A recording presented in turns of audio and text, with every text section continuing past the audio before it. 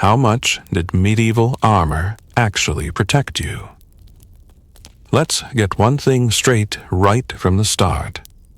When you think about medieval armor, you're probably picturing a knight in shining plate steel, looking like a human tank. Movies and video games have given us this idea that if you put on a suit of armor, you become basically invincible. Arrows bounce off, swords clang harmlessly. You just stomp around crushing peasants. That's not exactly wrong, but it's also not exactly right. The real story of how much armor actually protected you is way more interesting. It's a story about physics, about money, about pain, and about the cold, hard reality of trying to stay alive when someone is swinging a 10-pound axe at your face. So let's talk about what armor actually did, and more importantly, what it didn't do. First, we need to throw out the idea that armor was just a passive shell. You didn't put it on and then just stand there like a statue. Armor was a tool, a very sophisticated, very expensive, very personal tool. And like any tool, it had strengths and weaknesses. The goal of armor wasn't to make you bulletproof. The goal was to tilt the odds of survival just enough that you could finish the fight before the other guy finished you. Let's start with the most common armor people actually wore, because the full suit of plate armor you see in movies, that was like a Formula One car. Incredible, but rare.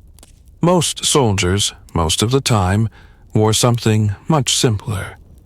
The backbone of medieval defense was actually cloth. Yeah, cloth. A gambeson, or an accaton, was basically a thick coat made from layers of linen or wool, sometimes dozens of layers stitched together. Some had cotton or even horsehair stuffed inside. This thing was heavy. We're talking 15 to 20 pounds of solid fabric. And here's the thing that surprises people. A good gambeson was surprisingly effective. It could stop a sword slash cold. You could take a cut from a sharp blade, and the gambeson would absorb the energy, spread out the force, and keep the blade from reaching your skin. You'd have a nasty bruise, sure, but you wouldn't be bleeding out in the mud.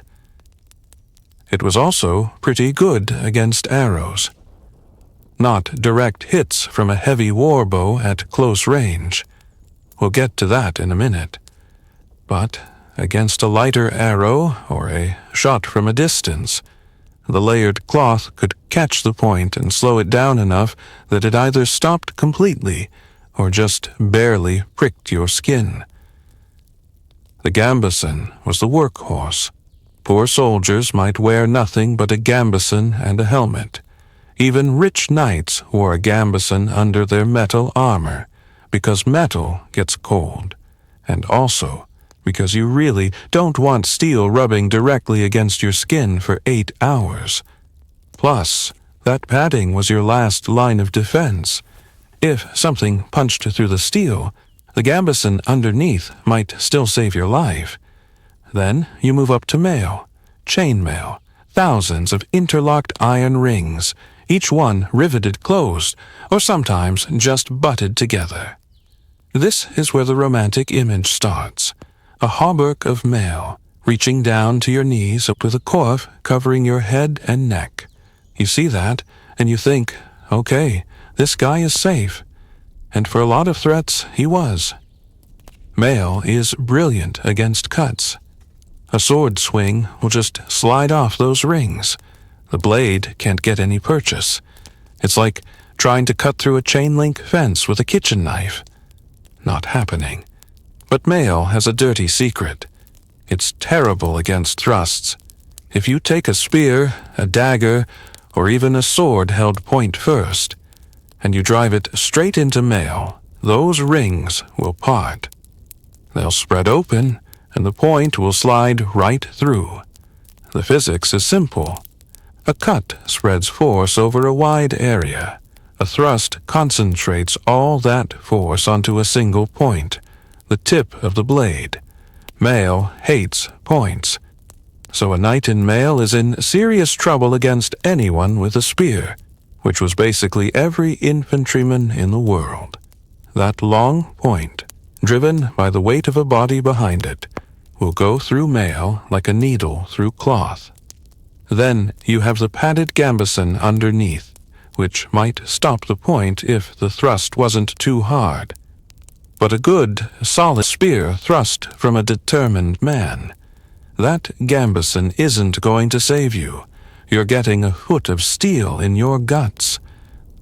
This is why knights on horseback were so dangerous.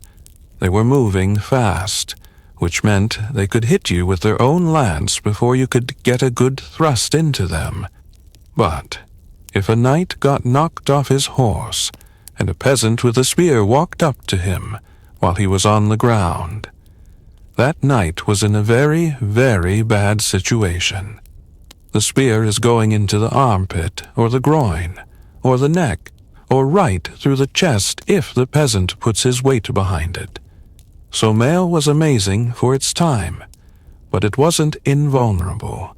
Nobody who actually fought in mail ever thought it was. Then came plate armor, and plate changed everything. Full plate armor, the kind you see in the late 14th and 15th centuries, was a revolution in personal protection. We're talking about a complete suit of hardened steel, shaped and curved to deflect blows, covering every inch of the body from the top of the head to the toes. And here's the thing that modern movies almost always get wrong. Plate armor didn't make you slow. That idea that a knight had to be winched onto his horse? Complete nonsense. A full suit of plate weighed about 45 to 55 pounds. That's less than what modern soldiers carry in their backpacks today. And that weight was distributed across your entire body, shoulders, hips, legs. You could run in it. You could jump in it. You could do cartwheels in it, if you were in good shape. I've seen video of guys in authentic reproduction armor doing somersaults and then popping back up to their feet. The agility of a fully armored knight is genuinely shocking when you see it for real.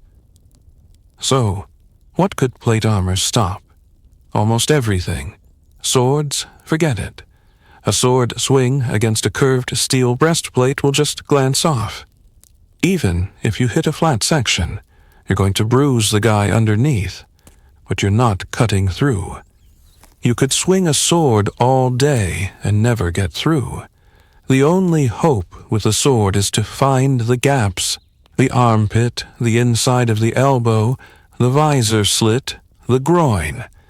That's why medieval fighting manuals are full of techniques for half-swording, where you grab the blade with your other hand and use the sword like a short spear, trying to jam the point into a joint. Arrows? This is a big one.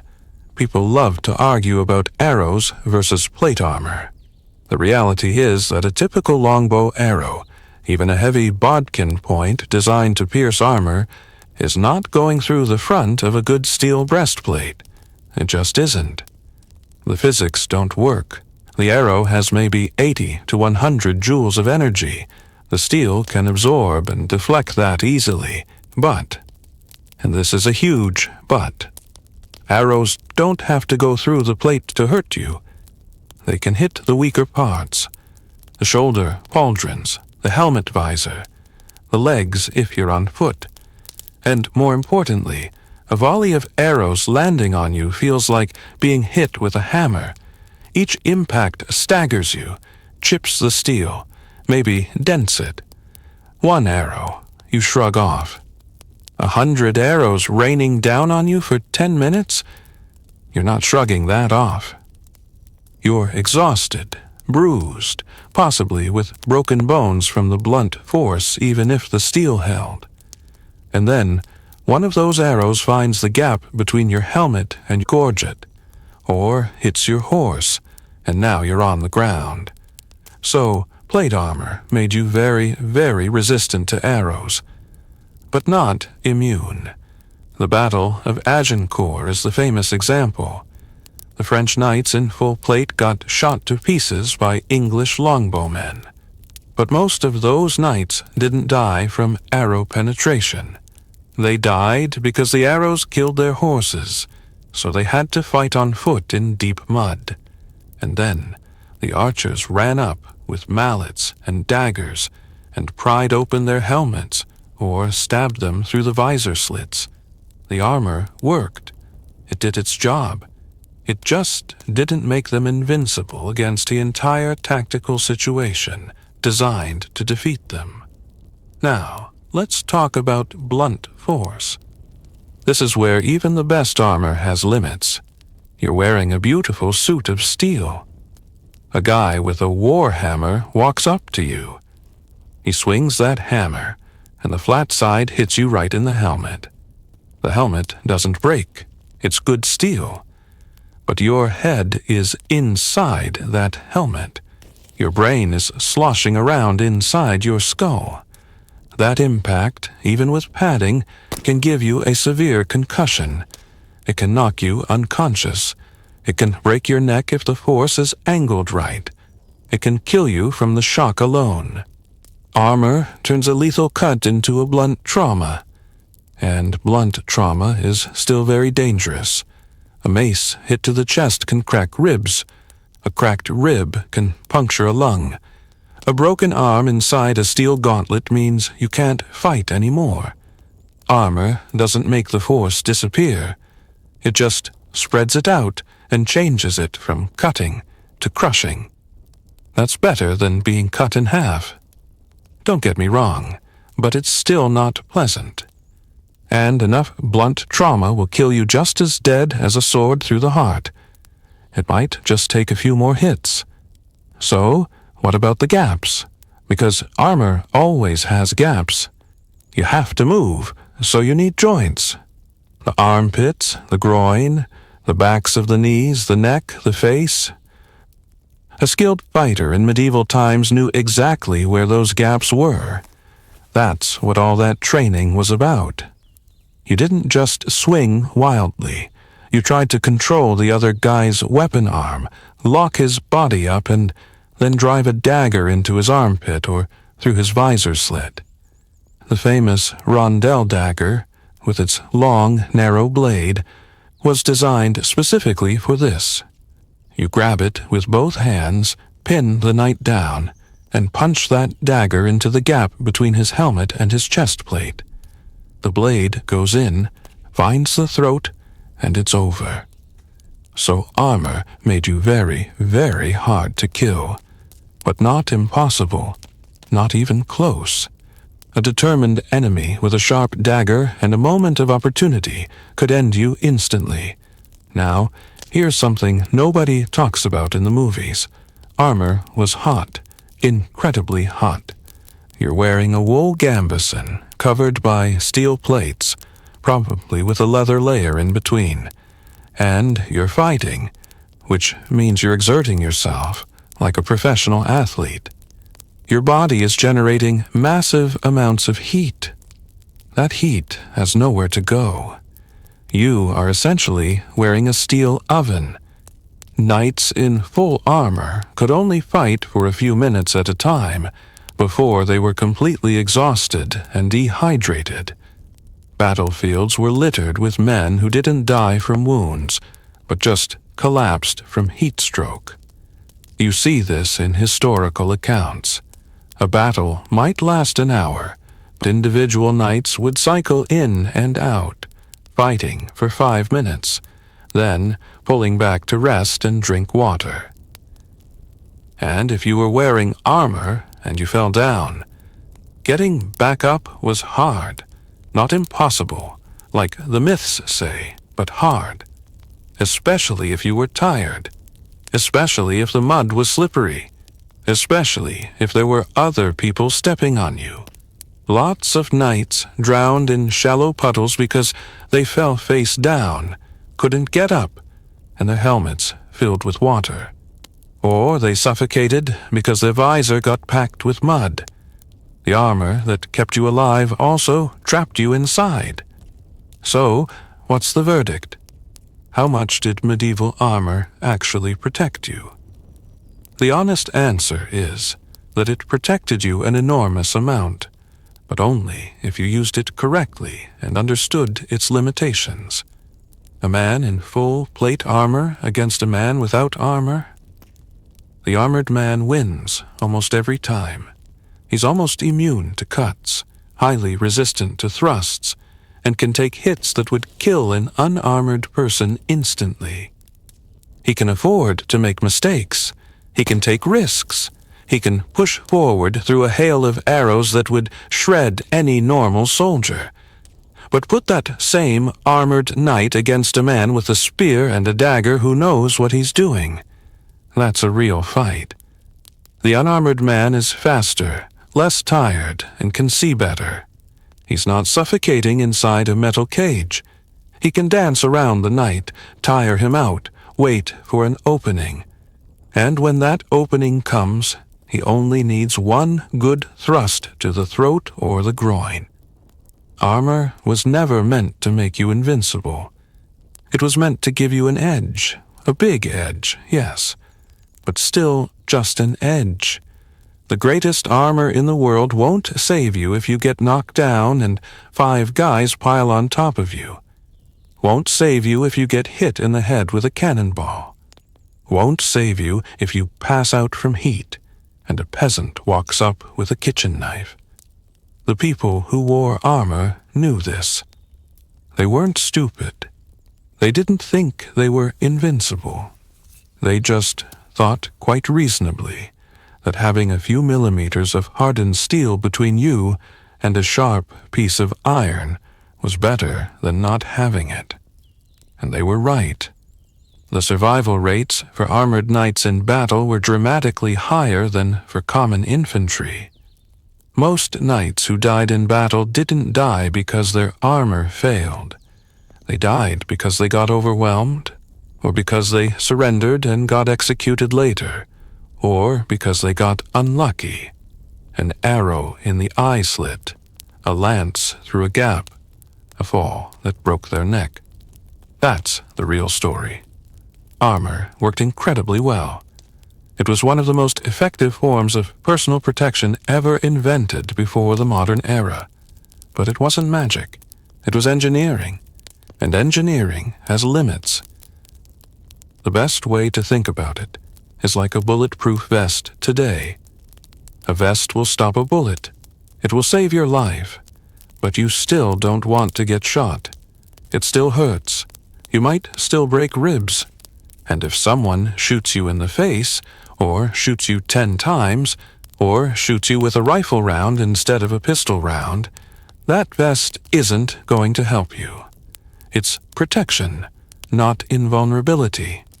Medieval armor was exactly the same. It was the best technology they had. It saved countless lives. And it still left you vulnerable enough that you had to be skilled, lucky, and smart to survive a long career of fighting. The knights who lived to be old, they weren't the strongest or the bravest. They were the ones who understood exactly what their armor could and couldn't do. They knew when to charge and when to run. They knew how to protect the gaps. They knew how to manage their heat and their breath. They treated their armor like a partner, not a cage. And that's the truth that movies never show. Armor wasn't a costume. It was a relationship. A heavy, hot, expensive, life-saving relationship. And if you respected it, it would respect you back, most of the time. But sometimes, on a bad day, in the wrong place, against the wrong weapon, even the best armor in the world just wasn't enough. And that's why medieval warfare was still so terrifying, even for the richest, most protected man on the battlefield. Because at the end of the day, it's still just steel. And steel can break, bodies can break, and death always finds a way. The real cost of being hard to kill. All right, let's keep going. We talked about what armor could stop. Swords, arrows, spears. We talked about the gaps, the heat, the weight that wasn't really weight. But we only scratched the surface. Because armor wasn't just about stopping a blade. It was about changing the entire shape of a fight. Let me ask you something. Have you ever tried to see out of a knight's helmet? I mean, really tried. The classic visor, the one with 2 little horizontal slits for the eyes. You put that thing on, and your world shrinks to a strip about 2 inches tall and 6 inches wide. You can't look down. You can't see your feet. You can't see anything below your chest unless you bend your whole upper body forward. Your peripheral vision is gone. Someone could walk up on your left side, and you'd never know until they touched you. And the sound. Inside a closed helmet, everything is muffled. The clash of weapons sounds like distant thunder. Your own breathing is loud in your ears. Someone shouting a warning. You might catch every third word. This is why knights in full armor fought in such close formation. Not just for courage, because they literally couldn't see or hear well enough to fight alone. So, here's the first big reality check. Armor protected your body, but it stole your senses. And in a chaotic battle, senses are life. That's why so many knights fought with their visors up. They'd rather risk an arrow to the face than stumble around blind. You see this in historical illustrations all the time. Knights with their helmets tipped back, or wearing an open-faced sallet that leaves most of the face exposed. They were making a trade. Less protection, more awareness. And most of them made that trade gladly. Let's talk about the cost. Not the money cost, though that was insane.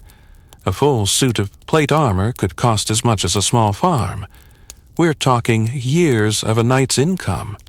Most knights didn't own a complete suit. They'd have a breastplate, a helmet, maybe some arm guards, and the rest mail. Only the richest nobles could afford the full package, with all the articulated joints, the custom fit, the decorative etching.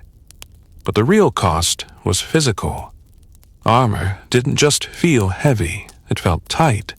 It pinched. The edges of the plates would dig into you if the fit wasn't perfect. The leather straps that held everything together would chafe your skin raw. After a few hours, every strap was a little knife. After a day, you had bleeding welts.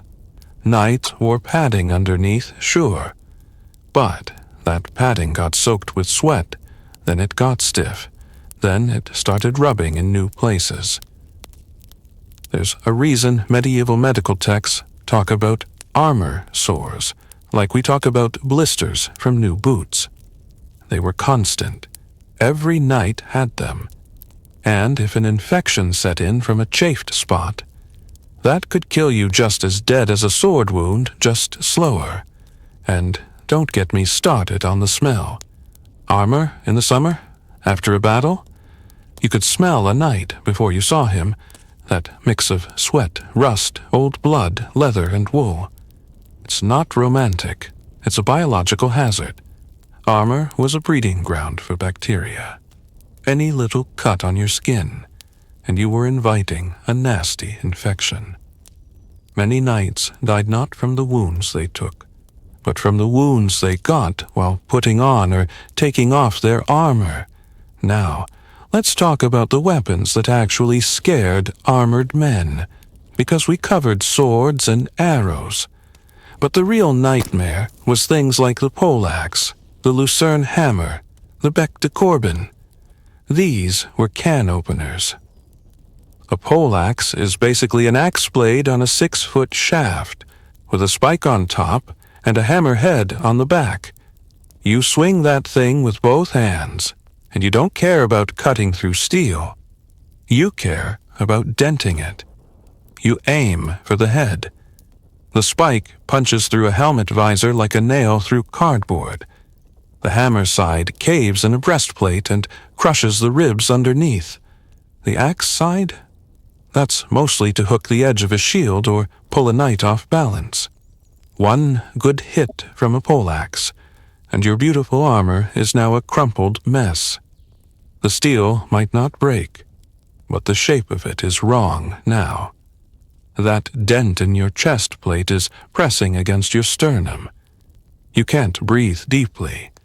That dent in your shoulder guard means you can't raise your arm.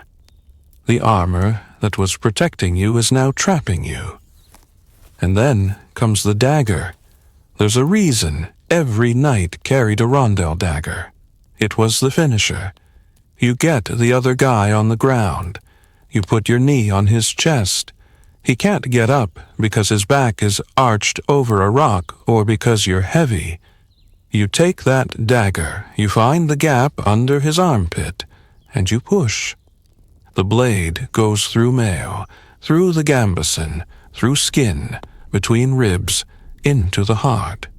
Or you lift his visor and put the point through his eye. Or you cut the straps on his helmet and pull it off. Then stab him in the throat. This happened constantly. Battles in the late Middle Ages were decided on the ground. Most knights didn't die standing up. They died on their backs, with a dagger in their face, because someone got them down and they couldn't get back up.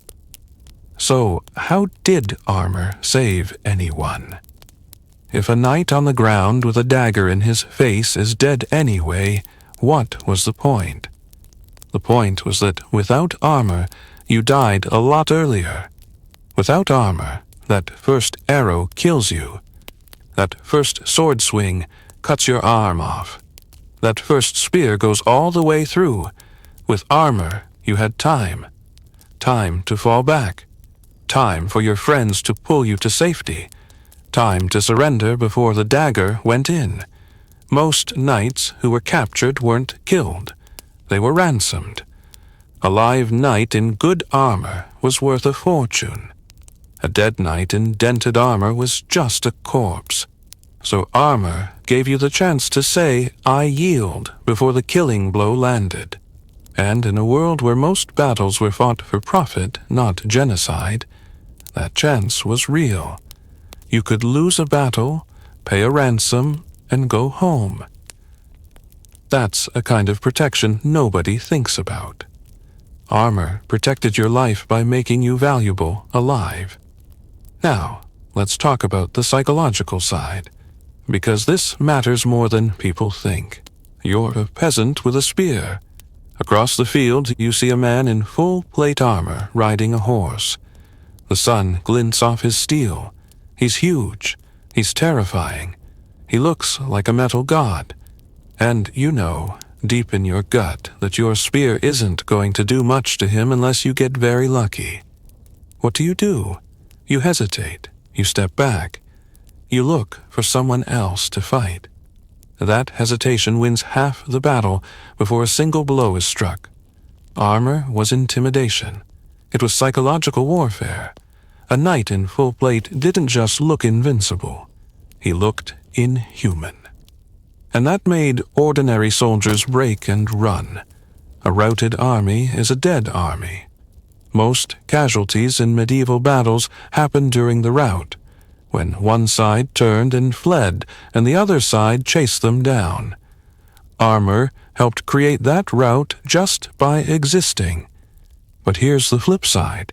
If you are the one in the armor, and you're facing someone who isn't scared, someone who knows exactly where the gaps are, someone who's fought armored men before, that intimidation works against you, because now you're the obvious target. Every guy on the other side wants to be the one who killed a knight. Your fancy armor makes you a trophy. They'll swarm you. They'll pull you off your horse. They'll hold you down while their buddy finds the gap. So, armor didn't just make you safe. It made you a target. A very valuable, very visible target. That's why knights often covered their armor with a surcoat, a cloth coat with their coat of arms. The cloth hid the steel. It made them look less like a walking metal fortress, and more like just a guy in a fancy shirt. Plus, the surcoat helped a little with the heat. White cloth reflected sunlight. Dark steel absorbed it. Let's talk about the limitations we haven't covered. Weapons like crossbows, a heavy crossbow, the kind with a steel bow and a crannikin to wind it back, could punch through plate armor at close range. Not always, not every time, but it could. The bolts had so much energy, up to 200 joules or more, that they could dent a breastplate and crack the steel. If the bolt hit a joint or a thinner section, it would go through. Crossbows were the great equalizer. A peasant with a crossbow could kill a knight from 100 yards. That's why the church tried to ban crossbows, not because they were cruel, because they made armor irrelevant. And then gunpowder showed up, the first-hand cannons, the arquebuses. Those early guns were clumsy, inaccurate, slow to load. But a lead ball from an arquebus at close range, it would go through plate armor like it wasn't there. The ball would smash through the steel, then through the padding, then through the body, and out the other side. Armor didn't stop bullets. It just made the wound worse by driving fragments of steel into the flesh. By the 16th century, full plate armor was already on the way out. Not because it was bad, but because guns made it obsolete. You could still wear a breastplate, a bulletproof one, which meant they literally shot it with a pistol to test it, leaving a dent as proof. But the full suit, the articulated joints, the helmet with the visor, gone. Too heavy, too expensive, too useless against a lead ball traveling at 300 meters per second. So, armor had a good run. About 300 years of real dominance, from the 13th century to the 15th. That's it. Then firearms changed everything. But let me tell you about one more thing armor did that nobody ever mentions. It made you brave. Think about it. You're a young knight, maybe 18 years old. You've trained since you were 7. You've worn your armor in practice so many times it feels like a second skin. You know the steel will stop most things. You know the padding will cushion the rest. You know that even if you get hit, you'll probably live. That knowledge changes you. It lets you do things that an unarmored man could never do. It lets you charge into a line of spears. It lets you take a hit to land a hit. It lets you keep fighting when your body is screaming to run. Armor didn't just protect your body. It protected your spirit. It gave you permission to be reckless. And on a medieval battlefield, recklessness won fights. The side that hesitated lost. The side that committed won. Armor let you commit. Of course, that same recklessness got a lot of knights killed. They'd charge into a swamp, get stuck in the mud, and get stabbed by peasants with pitchforks. They'd ride into a hail of arrows because they thought their armor would save them, and then an arrow would find the eye slit. They'd fight for too long, pass out from heat exhaustion, and wake up in a ditch with their throat cut. So, armor was a double-edged sword. It made you harder to kill, but it also made you more likely to take risks you shouldn't take. That's the irony. The safer you felt, the more danger you put yourself in. Now, let's answer the big question. How much did medieval armor actually protect you? On a scale of 1 to 10. For the average soldier in a gambeson and a helmet, maybe a 4. It protected you from cuts and light arrows. But a good thrust from a spear, you're dead. A mace to the head, you're dead. A crossbow bolt, you're dead. The gambeson was better than nothing, but not by much. For a professional man-at-arms in a full mail hauberk with a gambeson underneath, a 6 or a 7. You could survive most slashing attacks. You could survive some thrusts if the mail held or if the gambeson caught the point. You could survive a few arrows. But you were still vulnerable to blunt force, to heavy spears, to crossbows, to daggers in the gaps. Mail was good. It was not great. For a knight in a complete suit of plate armor, custom fitted, with a gambeson underneath and mail in the joints, a 9. You were immune to slashing, highly resistant to thrusting, very resistant to arrows, moderately resistant to blunt force. You still had vulnerabilities, the gaps, the visor, the back of the knees, but those vulnerabilities required a skilled opponent to exploit. Against an unskilled opponent, you were effectively invincible. That 1 point missing? That's the stuff you couldn't protect against. Getting knocked off your horse and breaking your neck. Getting trapped under a pile of bodies and suffocating. Getting shot in the face by a crossbow from 10 feet away. Getting hit by a cannonball. Running out of water and collapsing from heat stroke. Getting betrayed by your own allies. Getting unlucky. No armor could protect you from bad luck. And in war, bad luck is always waiting. So the final truth is this: medieval armor protected you incredibly well. It was a marvel of engineering, a triumph of metal and leather and cloth. It let men do things that should have been impossible. It turned fragile human bodies into mobile fortresses. But it was not a suit of invincibility. It was a tool, a very good tool. And like any tool, it worked best in the hands of someone who understood it completely. Someone who knew its limits as well as its strengths. Someone who never forgot that behind all that steel was just a man who could bleed, a man who could die. The knights who survived to old age weren't the ones with the thickest armor.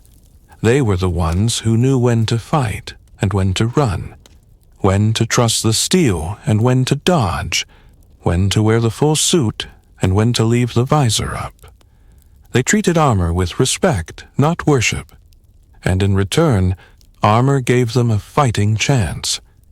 That's all anyone ever gets in a fight, a chance. And sometimes, on a good day, with the right steel and the right luck, that chance was enough. The arrow deflected. The sword glanced off. The spear point slid across the breastplate and bit into empty air. The knight rode home, bruised and tired and alive. He took off his armor piece by piece and breathed deep. And he thanked every blacksmith and every strap maker, and every stitch of padding that had brought him through. That's how much medieval armor protected you. Just enough. Just barely enough. And in a world of sharp steel and hard ground, just barely enough was everything. So, the next time you see a movie where a knight in shining armor shrugs off 100 blows and never breaks a sweat, remember the truth. He's sweating buckets. He can barely see. He smells like a dead animal. His back hurts. His knuckles are bleeding from the straps. And he's one lucky arrow away from dying in the mud. But he's still standing. And that's the real miracle of armor.